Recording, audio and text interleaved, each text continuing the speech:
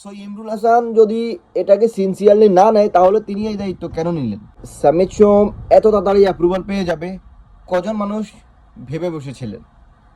আমরা কেউই কল্পনা করি নেই যে অ্যাপ্রুভাল পেতে হামজার ক্ষেত্রে 4 মাস লেগেছিল, সে অ্যাপ্রুভাল সামিদ সোম 24 ঘন্টার মধ্যে পেয়ে যাবেন। তো সামিদ সোমের ক্ষেত্রে, সামিদ সোম এক্স ন্যাশনাল টিমের প্লেয়ার কানাডার, তার ক্ষেত্রে এত দ্রুততার সাথে একটা কাজ সম্পূর্ণ হতে পারে, তাহলে কিউবা মিশেলের কেন এত দেরি হচ্ছে? কিউবা মিশেলের কাজটা দেখভাল করছে ইমরুল হাসান, আর সামিদ সোমেরটা দেখভাল করেছিলেন হচ্ছে ফাহাদ করিম চৌধুরী।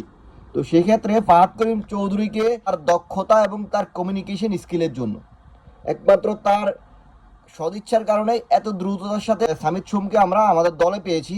কিন্তু কিউবা মিশেলের ক্ষেত্রে এখনও যেন জল ঘোলাটেই রয়ে গেছে। সো ইমরুল হাসান যদি এটাকে সিনসিয়ারলি না নেয় তাহলে তিনি এই দায়িত্ব কেন নিলেন? আমরা কিউবা মিশেলকে 10 জুনের আগে মাঠে দেখতে চাই। সামিদ সোমের ক্ষেত্রে যদি এত দ্রুততার সাথে সব কমপ্লিট হয়ে যেতে পারে তাহলে কিউবা মিশেলের ক্ষেত্রে কখনোই অসম্ভব না। এটা যদি আমাদেরকে পরবর্তীতে বুঝ দেয় যে তার দাদির পাসপোর্ট করা লাগবে, তার এই করা লাগবে, তার সেই করা লাগবে, এগুলা হচ্ছে চেরা ভিজবেরা। সামিদ সোমেরটা দেখেই ফেলছি যে এত দ্রুততার সাথে করা সম্ভব, তাহলে কিউবা মিশেলের ক্ষেত্রে কখনো এটা অসম্ভব হতে পারে না। কারণ কিউবা মিশেল এখনো কোনো জাতীয় দলের সাথে প্র্যাকটিসও করেনি, খেলা তো দূরে থাক, প্র্যাকটিসও করেনি। তো সেক্ষেত্রে যদি আপনারা সদিচ্ছা থাকে, যদি আপনি চান যে 10 জন কিউবা মিশেলকে খেলাবেন, তাহলে খুব দ্রুততার সাথে এটা করা পসিবল।